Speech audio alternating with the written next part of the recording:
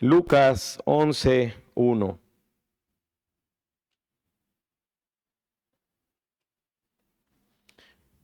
Cuando esté ahí, usted diga amén.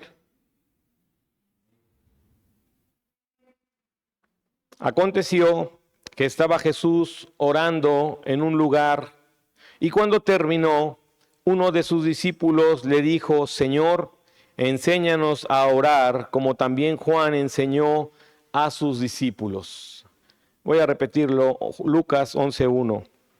Aconteció que estaba Jesús orando en un lugar, y cuando terminó, uno de sus discípulos le dijo: Señor, enséñanos a orar, como también Jesús enseñó a sus discípulos. Vamos a hacer una oración. Padre, quiero darle gracias, muchas gracias por su palabra, mi Dios. Gracias porque usted es nuestro ejemplo a seguir, Señor. Gracias, Dios, porque la Biblia, Señor, aleluya, nos habla de lo que usted hizo, Señor, en su vida, Señor. No solamente de las cosas que usted dijo con gran sabiduría, sino de cómo usted vivía, de cómo usted actuaba, de su ser, mi Dios, moviéndose en medio de esta humanidad, mi Dios. Le damos gracias, Señor, y le rogamos que podamos mirar, Señor, el gran ejemplo que usted nos deja, Dios, para aplicarlo a nuestras vidas. Le damos toda la gloria y toda la honra, porque solo a usted le pertenece, en el nombre santo de Jesucristo. Amén. Dice la palabra de Dios, amén, que un hombre o un discípulo miró, amén, a Jesucristo orar, y dice que él le pidió que le enseñara a orar. Es decir, cuando nosotros estamos hablando de que Cristo es el ejemplo de la iglesia, entonces nosotros tendríamos que estar percibiendo que es a Él a quien deberíamos de imitar, es de Él de quien deberíamos de recibir la enseñanza y por supuesto el ejemplo, de tal manera que nosotros podamos hacerlo bajo los principios con los cuales el mismo Cristo Jesús actuaba y vivía. Y hoy quiero hablarte acerca, aleluya, de ese Señor Jesucristo que oraba, de la oración, aleluya, y de cómo Cristo, hermano, con su vida nos da el ejemplo, amén, de lo que debe estar aconteciendo en una iglesia que ora, en una iglesia que decide en su corazón, amén, comenzar a orar, en una iglesia que entiende, amén, que Cristo no solicita, amén, la oración como parte, amén, de un pliego petitorio para que seamos más que otras personas, sino que lo plasma en la Biblia, hermano, como una de las necesidades y de las características principales de alguien que depende de Dios. Lo que tú y yo miramos es que Jesús estaba orando, hermano, aleluya, y no porque él tuviera una necesidad personal, sino porque él tenía una comunión con su Padre, aleluya, y tenía que estar viviendo en oración. Una de las oraciones, aleluya, importantes en nuestro Señor es cuando en el libro de Marcos, amén, él ora antes de comenzar a escoger a sus discípulos. En el libro de Marcos, creo que es Lucas 6. A ver, déjeme ver. Vamos a ver. Es que ahorita me acordé. Espérenme.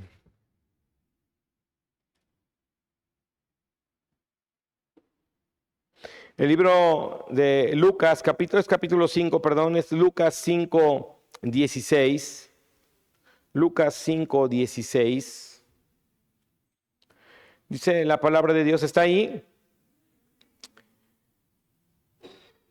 Mas él se apartaba a lugares desiertos y oraba. Una de las cosas que tenemos que nosotros mirar y entender, hermano, amén, es que la vida de Cristo en la oración no era una cuestión de una oración pública como lo hizo en el libro de Lucas, donde él ora por los alimentos porque está a punto de alimentar a 5,000 hombres con unos pocos peces y unos pocos panes, y entonces dice que hace recostar a las personas y dice que él da gracias y ora y reparte esos peces y esos panes a toda la multitud, amén. Pero la verdadera oración que practicaba el Señor es aquella oración, hermano, donde él tomaba un lugar a solas con su Padre. ¿Por qué la oración, hermano, amén, a solas con el Padre es importante? Bueno, porque el apartarse y el estar a solas, aleluya, como también lo dice Mateo, que entres a tu cuarto y cierres la puerta, y cerrada la puerta ores a tu Padre, es porque en un sentir de intimidad, en un momento donde tú estás a solas con el Señor, donde tú te postras para orar orar con el Padre, hay una mayor libertad de expresión. Hay una forma, hermano, más clara, aleluya, en la que tú puedes orar y en la que tú puedes hablar. Si tú te das cuenta, amén, cuando tú oras, aleluya, aquí y hay junto de ti un hermano o hay alguien atrás de ti, tú estás incluso presentando una oración cohibida o una oración muy silenciosa, amén, y no te sientes en la libertad quizá de expresarle al Señor en ese momento cómo está la situación o cómo estás tú personalmente, porque quizá el temor a que escuchen que estás orando, quizá que escuchen, aleluya, lo que tú estás hablando con Dios, no te permitiría ser expresivo como lo permite un momento de intimidad. Así que el Señor Jesucristo, hermano, se apartaba porque trataba cosas, aleluya, con su Padre, que solamente Él quería expresar, amén, que solamente quería que Él y su Padre supieran. Así que cuando tú y yo hablamos de una verdadera oración donde tu corazón se expone y donde todas las situaciones que tú estás viviendo tienen que salir a la luz de Cristo, es esa oración, aleluya, íntima. Por eso es que invitamos a veces a venir por las mañanas donde las sillas están un poco más separadas y donde tú tienes, aleluya, un momento para orar aparte y estar atento a lo que Cristo quiere hablar a tu vida. Pero muchas veces nosotros, amén, no estamos considerando tener una oración íntima con nuestro Señor. El libro de Mateo, capítulo 6, dice que el Señor se apartaba. Estaba orando cuando lo vio el discípulo y dijo, bueno, enséñame a orar. Quiero orar como tú, quiero aprender como tú oras. Y entonces, aleluya, el Señor, aprender del Señor a orar, no estamos hablando de la expresión de palabras, estamos hablando del ejemplo del ser, no solamente del cómo. Pues entonces tienes que decir estas palabras y si no, no funciona. Quizá usted en nuestra época, hermano, hoy día es muy normal, aleluya, mirar las redes sociales y tú puedes ver quizá en las redes sociales y la gente ahí, amén, hace sus videos y te dicen que ores de tal manera y te dicen cómo orar y entonces quizás hasta la escribes y después vienes y tú la oras. Eso no es una oración, eso no es que alguien te esté enseñando a orar. Enseñar a orar, aleluya, es que miremos cómo el Señor oraba. En este caso estamos viendo primeramente que Él lo hacía de forma íntima. Así que el libro de Mateo, capítulo 6, versículos 5 y 6, y cuando ores, no seas como los hipócritas, porque ellos aman el orar en pie en las sinagogas y en las esquinas de las calles para ser vistos de los hombres. De cierto os digo que ya tienen su recompensa. Mas tú, cuando ores, entra en tu aposento y cerrada la puerta, ora a tu Padre que está en secreto, y tu Padre que ve en lo secreto te recompensará en público. Así que tú necesitas entender tu necesidad íntima, personal, de orar, aleluya, a Dios en el nombre de Jesucristo y de hacer una oración, hermano, como el mismo Jesucristo la practicaba. Lo que el Señor está diciendo aquí son palabras en Mateo de Cristo. Dice, no lo hagas en ese sentido de ser un publicano, en ese sentido de que la gente pueda mirar y asombrarse de tu espiritualidad, aleluya, hablando en lenguas en voz alta para que la gente diga, wow, qué espiritual. Lo que el Señor está buscando es que tú y yo tengamos ese momento que permite una verdadera expresión. Quizá de nuestros pecados, quizá de nuestros errores, quizá de alguna situación que a nadie más le has contado y que tú necesitas expresarla y hablarla con tu Dios, y por ello tú necesitas entender la necesidad de que tengas una oración íntima. La segunda cosa que tenemos que aprender del Señor, aleluya, está en Marcos capítulo 1. Así que enséñanos a orar, tiene que haber intimidad. Tienes que buscar un lugar donde tú puedas hablar con esa libertad que necesitas y exponerle a tu Dios lo que tú tienes, aleluya, en términos más pues más, no vulgares, ¿no? Pero tú tienes que hablar con la claridad y la sencillez de tu situación. Tienes que aprender a ser, aleluya, expresivo en la oración. Marcos capítulo 1, versículo 35. Levantándose muy de mañana, siendo aún muy oscuro, salió y se fue a un lugar desierto y allí oraba. Y volvemos a ver inherentemente, aleluya, que el Señor estaba orando en una forma íntima. Él se apartó, fue a un lugar desierto donde pudiera, aleluya, orar y expresar. Pero lo que quiero resaltar aquí, hermano, es que el Señor mismo se levantaba muy de mañana para buscar a su Padre. Cristo sabía, hermano, la necesidad, aleluya, y entendía lo importante que era antes de comenzar sus actividades, incluso antes de ingerir alimentos. Él ya había orado, él ya había expuesto, él ya había puesto su día en manos de su Señor. Cuando nosotros no miramos la oración, aleluya, y no está acomodada en prioridades en el día, como la primera obra o la primera acción o los primeros actos que tú haces de tu vida de ese día, entonces la oración, hermano, terminará siendo, aleluya, por la noche, un cúmulo de quejas y un cúmulo, aleluya, de frustraciones que te evitará literalmente atender tu vida espiritual y tu vida de salvación y el reino de Dios. Cuando tú comienzas por las mañanas, hermano, aleluya, tu mente está más clara, más limpia, todavía no pasan todos los problemas y quizá no alcancen a pasar porque tú has orado y has comenzado de la mejor manera. El libro de los Salmos, porque el Señor hacía eso, el Señor Jesucristo no nos pide una carga que Él nunca llevó. Así que el libro de los Salmos, capítulo 63, no es una locura que aquí abramos por las mañanas para orar. No es una idea de un hombre, no es una salidez del compañerismo. Es que el Señor mismo oraba muy de mañana, dice, antes de que saliera el sol, Él ya había orado, ya había puesto, hermano, su día en las manos del Padre. El libro de los Salmos, capítulo 63, versículos 1 y 2, dice, Dios mío eres tú, de madrugada te buscaré. Mi alma tiene sed de ti, mi carne te anhela en tierra seca y árida, donde no hay aguas, para ver tu poder y tu gloria, así como te he mirado en el santuario. Dice el salmista, de madrugada te buscaré, y mi alma tiene sed de ti, mi carne te anhela. Hermano, cuando una persona, o más bien cuando un joven, todavía quizá un adolescente, aleluya, sabe que tal día va a ir a algún lugar que le emociona, que le pone nervioso, es una noche que ese adolescente o ese joven no duerme, ese niño no duerme. Está anhelante que empiece el día porque ya quiere partir, está anhelante, hermano, aleluya, que llegue el día porque está la emoción, que quizá ese día le iban a comprar algo o lo van a llevar a algún lugar.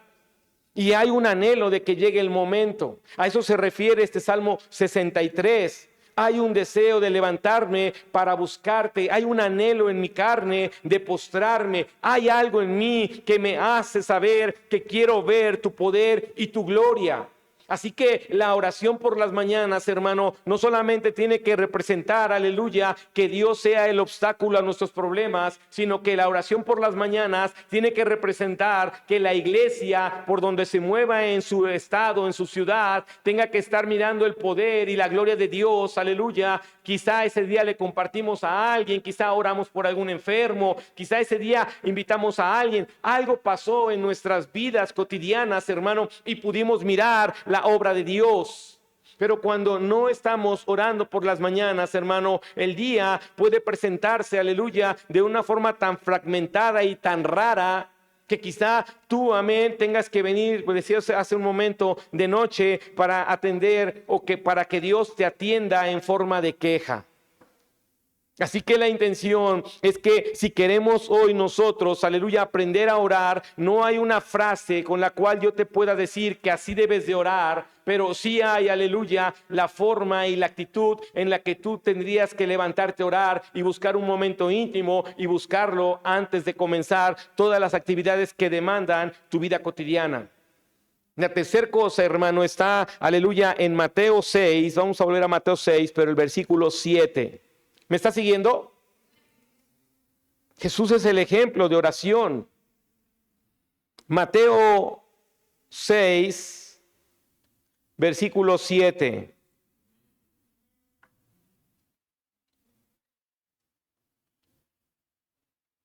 Y orando, no uséis vanas repeticiones como los gentiles que piensan que por su palabrería serán oídos.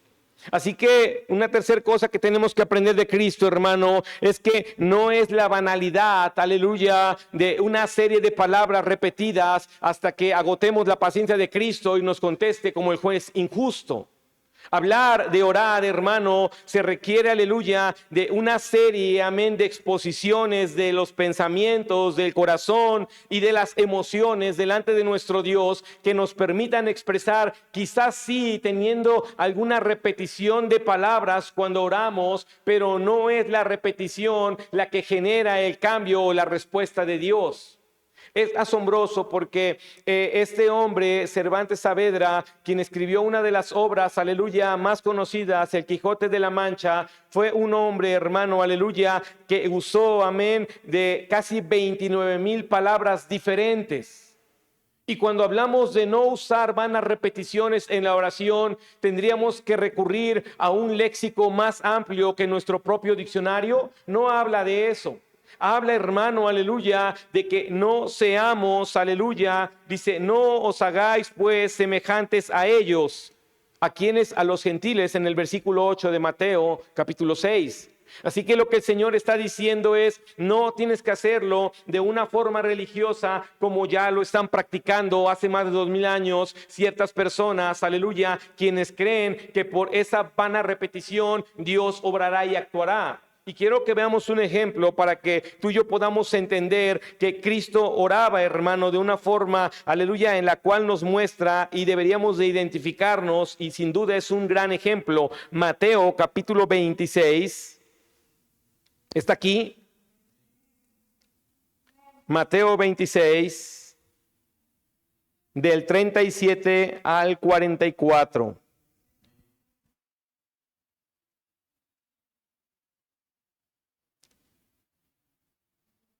Voy a hablar desde el 36 para entender bien el contexto.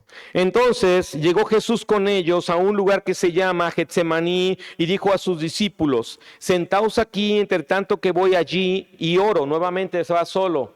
¿Está aquí? Y tomando a Pedro y a los dos hijos de Zebedeo comenzó a entristecerse y a angustiarse en gran manera. Entonces Jesús le dijo, mi alma está muy triste hasta la muerte, quedaos aquí y velad conmigo. Yendo un poco más adelante se postró sobre su rostro orando y diciendo, Padre mío, si es posible pase de mí esta copa, pero no sea como yo quiero, sino como tú. Vino luego a sus discípulos y los halló durmiendo y dijo a Pedro, así que no habéis podido velar conmigo una hora, velad y orad para que no entréis en tentación. El espíritu a la verdad está dispuesto, pero la carne es débil. Otra vez fue y oró por segunda vez diciendo, Padre mío, si no puede pasar de mí esta copa sin que yo la beba, hágase tu voluntad. Vino otra vez y los halló durmiendo porque los ojos de ellos estaban cargados de sueño, y dejándolos se fue de nuevo y oró por tercera vez diciendo las mismas palabras. Entonces vino a sus discípulos y les dijo, dormid ya y descansad. He aquí ha llegado la hora y el Hijo del Hombre es entregado en manos de pecadores. Levantaos, vamos a Vamos, ved, se acerca el que me entrega. Lo que estamos mirando, hermano, es que el Señor Jesucristo ha orado por 3 veces, aleluya, con palabras muy similares y exponiendo al Señor, aleluya, la misma situación. Así que cuando nosotros miramos que su enseñanza es, no os hagáis vanas repeticiones, no se está refiriendo, hermano, a que no usemos quizás las mismas palabras en nuestra oración, si nos está refiriendo, hermano, a que no creamos que una oración que alguien dice como tal, y si yo la repito, amén, eso es lo que tiene el poder. Lo que tiene el poder es cuando tú expresas de tu corazón literalmente lo que está aconteciendo en tu vida, y podrías venir una y otra vez trayendo la misma solicitud hasta que eso sea quitado de tu corazón o sea quitado de tu vida secular. Así que tú y yo tenemos que empezar a mirar hoy, amén, si solamente estamos, amén, creyendo que el decir palabras, amén, en la oración es el todo de la oración, o si estamos recurriendo al ejemplo de Cristo, que es buscarlo en intimidad, que es ponerlo en prioridad en nuestro día, y que no solamente se trata de decir palabras, sino de expresar lo que hay en nuestra mente, en nuestras emociones y en nuestro corazón. Cuando tú y yo miramos a Cristo siendo el ejemplo de la oración, hermano, tú y yo entonces tendríamos que mirar, aleluya, que la oración debe de tener en nuestras vidas una prioridad como la tuvo, aleluya, en la misma vida del Señor Jesucristo. En Lucas capítulo 6, versículo 12, Lucas 6, 12.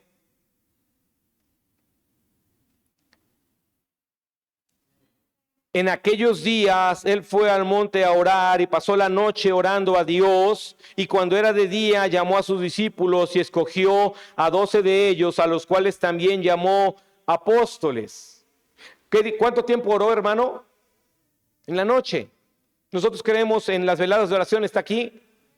Porque orar, hermano, no tiene que ver, aleluya, como nos dice y como lo acabamos de leer cuando él trajo a sus discípulos, dice, ¿no pudieron orar conmigo una hora? En una hora se durmieron. Fíjate, desde aquellos tiempos ya había un cansancio en los ojos. Ya había ese reto, amén, de mantenerse orando, de no cabecear, de no dormir, de enfrentar el cansancio. Lo que estamos mirando, hermano, es como para Cristo la oración era sumamente importante. No era un momento, aleluya, de casualidad. No era un momento, aleluya, que era impulsado por su problema o por la urgencia. Jesucristo usaba la oración, hermano, como la herramienta de la guía en su vida, como la herramienta de sabiduría para tomar sus decisiones.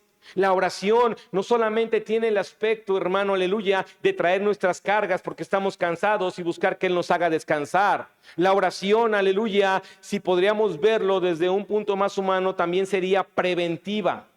Es decir, Señor, ¿a quién he de escoger? ¿Qué crees que estuvo orando? ¿Tener éxito? ¿Que le fuera bien? ¿Que su padre le supliera al otro día para comer? Hermano, pasó una noche orando porque estaba a punto de escoger a los 12 que llevarían el evangelio una vez que él fuera crucificado, y que incluso tenía que escoger a aquel que le debía de entregar. ¿Estás acá? Imagínate una oración diciéndole, Señor, ¿quién es el que me va a entregar? ¿Cuál es? No vaya yo a equivocarme y traiga a otro. Cosas, hermanos, sumamente importantes. Porque el Señor tenía en su léxico, decía él, déjalo porque es necesario que así acontezca. Se lo dijo a Juan en el bautismo y se le dijo a Pedro, aleluya, cuando lo iban a traer. Porque cuando tú estás en oración, hermano, no estás, aleluya, impidiendo que pase lo que Cristo ha decidido que pase en tu vida. La oración, aleluya, muchas veces no evitará que tú y yo o cualquier otra persona pase lo que tenga que pasar. Los planes de Dios son perfectos. Como bien le dijo el Señor, le dijo a Pedro, Satanás me ha pedido para zarandearte, pero yo voy a orar. Yo voy a rogar al Padre que tu fe no falte. La oración no la usó, aleluya, para revertir el plan de Dios. La comunión de Cristo con su Padre, hermano, en esa intimidad, no la iba a ocupar, aleluya, para que el Padre cambiara sus planes, porque lo acabamos de leer. Si quieres, pasa de mí esta copa, la cual el Señor, el Dios Todopoderoso, no lo pasó. Dijo, tienes que beberla. Así que muchas veces tú y yo quizá estamos hoy viviendo un sentir de profunda, aleluya, tristeza, o estamos llegando, hermano, a una profunda frustración porque has estado empeñado orando por algo que no va a pasar porque así lo ha planeado el Señor, y tú has creído que la oración simplemente es para que se haga tu voluntad y no la del Padre. La oración, hermano, no tiene el poder de manipular a Dios. La oración tiene el poder de que las cosas acontezcan y nosotros permanezcamos de pie. ¿Escucha eso? La oración no tiene el poder de manipular al Padre, pero sí tiene el poder de que las cosas acontezcan y tú y yo permanezcamos de pie. Así que cuando tú ocupas la oración, hermano, solamente como un amuleto, o ocupas la oración, hermano, simplemente, aleluya, en el factor ser bendecido, Usted está, aleluya, dejando lo más glorioso, que es que usted pueda permanecer hasta el final, sin importar qué es lo que haya que enfrentar, porque lo que vemos es a Cristo haciendo todo lo que tiene que hacer, hermano, aunque él oraba y tenía una intimidad y buscaba a su Padre de mañana y podía desvelarse velando, pero él tenía al final que poder postrarse ante la voluntad de aquel a quien le oraba. Y eso es algo que todas las personas que oramos tenemos que entender. He venido a postrarme y a orar para aceptar tu voluntad, no para cambiar tu voluntad. ¿Estás acá? Pablo decía, amén, sé vivir en abundancia, pero también sé vivir en escasez. Eso es claro que si él podía tener abundancia y escasez, es porque las dos cosas las permitió su Señor. Y él aprendió y se mantuvo. Porque la oración, hermano, debe de llevarnos a eso. Al final, un hombre o una mujer que no tienen una vida, hermano, aleluya, continua de oración en su vida, es un hombre o una mujer que quizá a lo largo del tiempo, en algún punto de esa cronología de su vida, va a claudicar en su vida cristiana. Tú y yo y la iglesia completa necesita tomar el ejemplo de su Señor y levantarse a orar de la forma en la que Cristo mismo hacía. ¿Sí está aquí? Lucas, ahí vamos a Lucas, que hay ejemplos de oración, literalmente nos sobran. Lucas 9.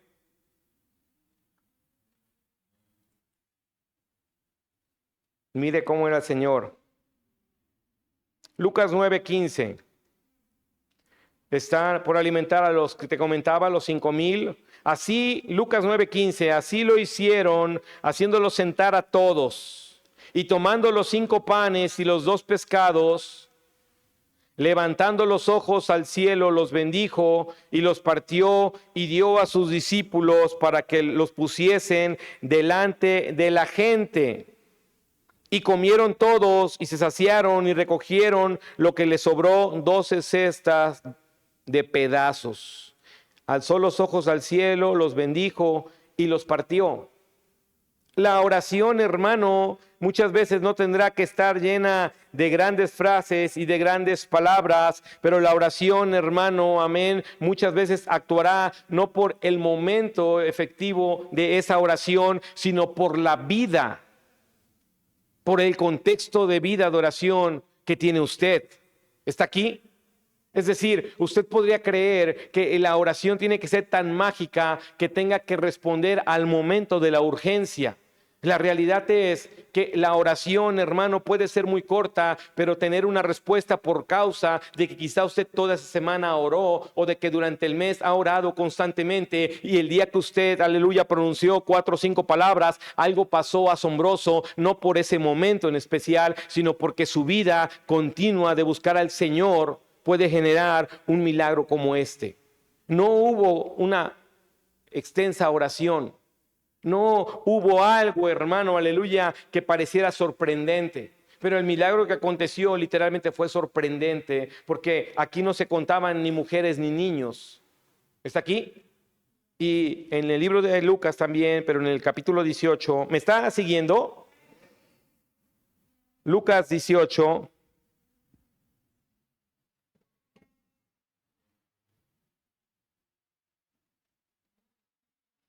Y eso es muy importante. Nada más quiero leer el 1 para que podamos entender. Lucas 18:1. También le refirió Jesús una parábola sobre la necesidad de orar siempre y no desmayar. O sea, Cristo, hermano, Cristo estaba interesado en traer esa enseñanza que dice ahí en Lucas 11, cuando el discípulo le dijo, enséñame a orar. La enseñanza, hermano, no tiene que ver, aleluya, con un estilo de palabras usadas para que seas escuchado. La oración tiene que ver, hermano, con que podamos entender que debe de tener el hombre, el cristiano o la iglesia cristiana una necesidad de orar siempre. La necesidad, escúchame bien, dice que la necesidad es de pararnos a orar. no que la necesidad nos debe de llevar a orar. Eso es muy diferente. Lo que el Señor está diciendo es, yo quiero enseñarte que ustedes están en una necesidad de orar. Y eso es lo que tú y yo tenemos que entender esta noche. Que el ejemplo de Cristo es para que tú y yo podamos mirar que si Él vivió como un hombre de oración es porque Él necesitaba orar, no porque sus necesidades lo empujaran a tener una comunión con el Padre. ¿Está aquí? Sino que Él sentía necesidad de levantarse y buscar a su Señor. Él sentía la necesidad de apartarse y tener intimidad con su Padre. Él tenía la necesidad de expresarle a su Padre quizá una y otra vez su deseo, aleluya, su corazón, su mente, sus emociones, pero nunca, aleluya, llevando la guía humana de cómo debía Él de presentarse delante de su Señor. Por eso es que nosotros, aleluya, como cristianos, amén, no consideramos el rezo como parte de una oración. Por eso nosotros, aleluya, no entramos, aleluya, en una serie de repeticiones creyendo que por esa palabrería seremos escuchados. No porque lo diga yo, no porque lo diga el camino, sino porque el Señor Jesucristo así lo dejó constituido. Lo que Él quiere, hermano, es oír que tú expreses tu corazón, tus pensamientos y tus emociones, de tal manera que tú puedas, aleluya, recibir esa ayuda del Señor y ese descanso permanente que te ayude literalmente a vivir como un cristiano. Pongámonos de pie, aleluya, esta noche y vamos a orar y vamos a pedirle a nuestro Señor que nos ayude. Así que estas tres cosas, hermano, son las cosas en las que hoy tú tendrías que meditar. ¿Cómo está tu intimidad en la oración con Dios? ¿Qué es lo que haces primero antes de orar? ¿Y cómo está el área de tu comunicación, tus palabras? A veces podríamos literalmente dirigir una oración y los que somos bautizados en el Espíritu Santo, dice la Biblia que viene el Espíritu, amén, y con gemidos indecibles para ayudarnos, aleluya, en algunas áreas en las cuales nosotros mismos somos ciegos para verlas. Pero es una ayuda especial del Espíritu Santo y no es una cuestión de un trance o de salirnos de sí. Es una ayuda, un aporte de nuestro Dios en su misericordia para que el Espíritu que nos ha dado nos redarguya y haga cosas, pero la realidad es que nuestra forma de hablar con Dios debería de evidenciar quién es Él en nuestras vidas. Si un hombre para escribir una obra puede usar 29,000 palabras diferentes, ¿por qué nosotros no podríamos tener una oración sincera con el Señor y no creer que por el hecho solamente de tener una repetición seríamos oídos? Hoy es importante mirar, hermano, que lo que pide la Biblia respecto a tu vida de oración no es algo, aleluya, que esté sujeto literalmente a que tú puedas servir mañana o pasado. Tú tienes que entender, como el Señor dijo, te quiero referir una parábola, te quiero dar una enseñanza de tu necesidad de orar. ¿Escucha eso? De tu necesidad de orar siempre y de no desmayar. Así que quizá hoy no venimos a orar, pero mañana hay otra oportunidad de levantarnos y venir a orar. Quizá no viniste ayer y no viniste hoy, pero mañana hay una chance de que tú puedas venir y poner al Señor en primer lugar y comenzar tu día, aleluya, antes, amén, de hacer otra cosa, comenzar a orar. Hay una serie de escritores que hoy son famosos y hay un libro que habla acerca de los hábitos. Y yo he estado leyendo algunas reseñas sobre qué hace exitoso a las personas en el mundo y todos coinciden con que tienes que pararte temprano. Que una persona que es floja, aleluya, no se determina como buenos hábitos y normalmente le implican que no tenga éxito. Y todas esas personas están pensando en que tú te pares a las 5 de la mañana y que puedas meditar y que hagas ejercicio y que oigas un podcast y generan un estilo de vida, hermano, que para ellos es exitoso y que a muchos de ellos les ha dado, aleluya, grandes dividendos. Y la iglesia no está mirando, aleluya, que tiene una necesidad de levantarse por las mañanas y buscar a su Señor. Pero el mundo ha descubierto, aleluya, que hay una clave en el levantarse temprano y meditar.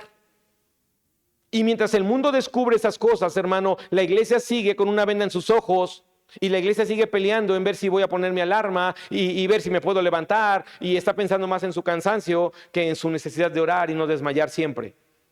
Así que yo quiero invitarte que cierres un momento tus ojos y que medites esta noche un momento acerca de las palabras que dijo aquel discípulo: Señor, enséñame a orar.